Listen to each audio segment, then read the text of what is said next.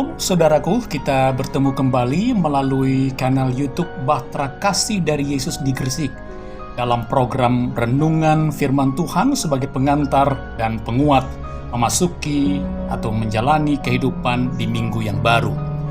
Dan adapun firman Tuhan yang memberkati kita saat ini adalah berdasarkan kitab Filipi pasal 4 ayat 13. Filipi 4 ayat 13. Dan berdasarkan ayat firman Tuhan ini, maka judul renungan kita adalah sikap positif menghadapi pergumulan.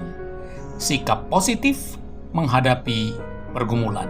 Nah, sebelum saudara membaca ayat firman Tuhan kita tersebut, sambil mendengarkan ulasan perenungannya, saya mengajak saudara-saudara untuk berdoa. Mari berdoa, saudara. Tuhan Yesus, Allah Bapa kami, terima kasih atas segala kebaikan-Mu dalam susah dan senang perjalanan hidup kami, sehingga kami boleh tiba untuk memasuki pekan hidup yang baru saat ini. Tolonglah kami dengan kuasa Roh Kudus-Mu, agar kami benar-benar memahami dan mau hidup di dalam firman-Mu yang akan kami dengar saat ini. Serta ampunilah dosa-dosa kami. Amin. Nah, saudaraku, silakan buka Alkitab saudara dan baca ayat firman Tuhan kita saat ini, yaitu Filipi pasal 4 ayat 13. Filipi 4 ayat 13, silakan saudara baca. Nah, saudara-saudaraku umat Tuhan, melalui kesaksian Alkitab, khususnya Alkitab Perjanjian Baru, kita mengetahui bahwa ketika Rasul Paulus melayani Tuhan Yesus, ketika Rasul Paulus berpelayanan pada saat itu, banyak sekali muncul tantangan, hambatan, bahkan Rasul Paulus banyak sekali mengalami aniaya. Namun, Rasul Paulus tidak lekas putus asa, saudara-saudara. Dia tidak lekas-lekas menyerah, sebab Rasul Paulus sangat yakin akan panggilannya memberitakan Injil bagi bangsa-bangsa non-Yahudi. Dan berdasarkan pengalaman bergaul dengan Tuhan, membuat Rasul Paulus kuat menanggung segala hal, bahkan segala hambatan. Hambatan itu justru menjadi pijakan yang baru baginya untuk memenuhi panggilan pelayanan Tuhan yang Tuhan kehendaki yang harus ia lakukan. Saudara-saudaraku, hal ini tercermin dalam kesaksian Paulus yang tercatat dalam bacaan kita pada saat ini. Begitu ia bergaul akrab dengan Tuhan, sehingga dia sangat bersaksi dengan kata-kata yang sangat tegas. Dia berkata, "Segala hal dapat kutanggung di dalam Dia yang memberi kekuatan kepadaku." Itulah bukti keyakinan Rasul Paulus. Saudara-saudaraku yang Tuhan Yesus kasihi dan yang mengasihi Tuhan Yesus, dengan perkataan lain, Paulus sangat-sangat yakin bahwa segala perkara, segala hambatan tidak akan membuatnya lemah, tidak akan membuatnya habis atau kehilangan nyawa.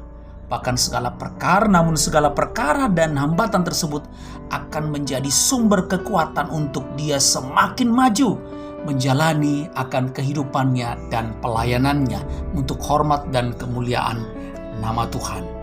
Luar biasa. Segala perkara dapat kutanggung di dalam Dia yang memberikan kekuatan kepadaku.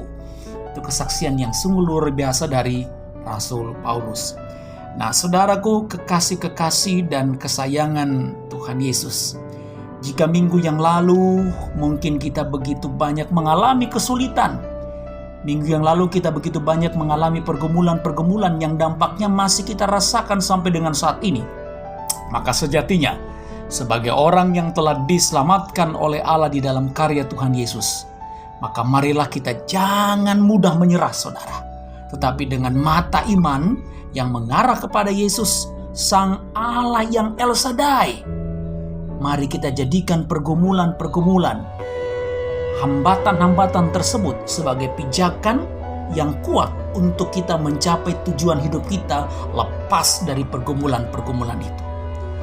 Inilah salah satu cara positif untuk menyikapi pergumulan sebagai orang yang beriman kepada Yesus Kristus, yaitu jangan menyerah, terus berjuang, tetap semangat, sebab Dia, Yesus, Allah yang El Shaddai, selalu pasti menopang kita, saudara-saudaraku. Saudaraku, satu kali ada seorang petani yang sangat bersedih sebab keledai satu-satunya yang ia miliki itu terperosok ke dalam sebuah sumur, ke sebuah lubang sumur yang kering yang cukup dalam. Hal ini membuat petani itu sangat sedih karena keledai itu adalah keledai milik dia satu-satunya. Tidak ada lagi keledai yang lain, saudara-saudara. Nah, saudara-saudara, petani ini pun meminta tolong kepada orang-orang di sekitarnya, kepada tetangganya. Tetapi usahanya sia-sia. Karena semua orang yang dia minta tolong, semua membujuknya supaya bapak tani ini ia merelakan keledainya. Mereka berkata, relakan saja keledai itu. Karena keledaimu pun sudah tua.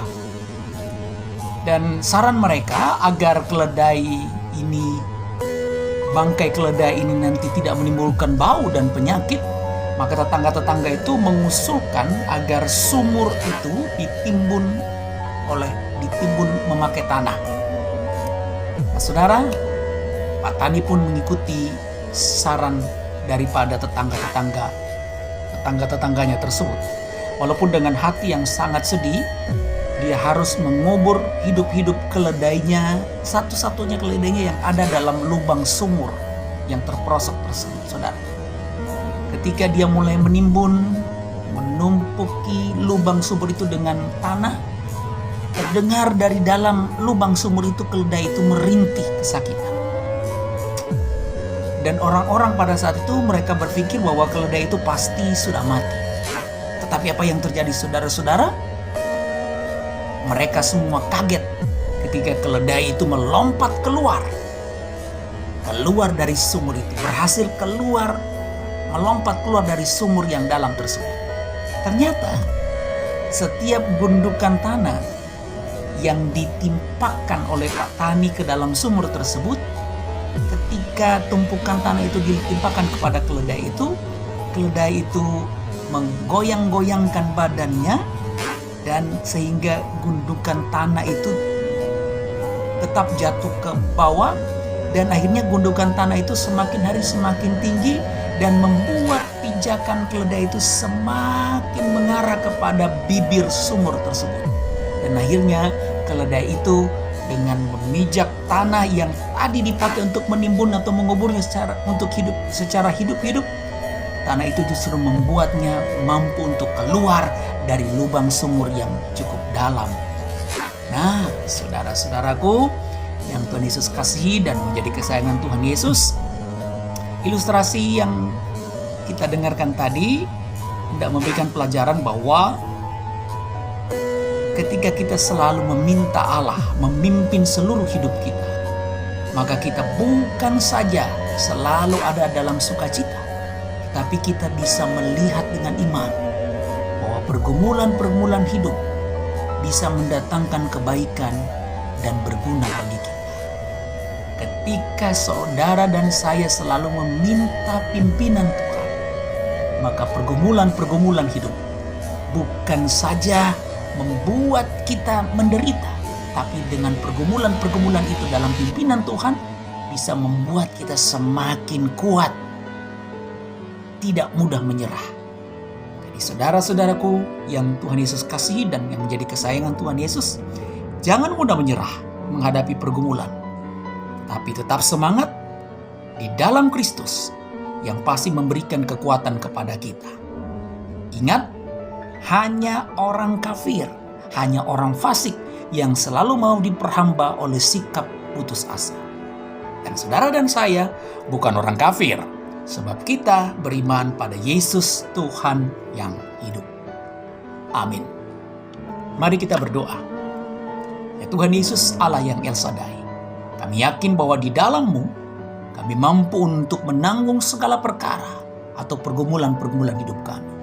Oleh sebab itu Tuhan Yesus, kami sangat yakin untuk berkata, berilah kami kekuatan-Mu untuk menghadapi pergumulan-pergumulan rumah tangga kami, untuk menghadapi pergumulan-pergumulan tentang kebutuhan-kebutuhan ekonomi keluarga kami, terutama di masa-masa yang sulit seperti sekarang ini.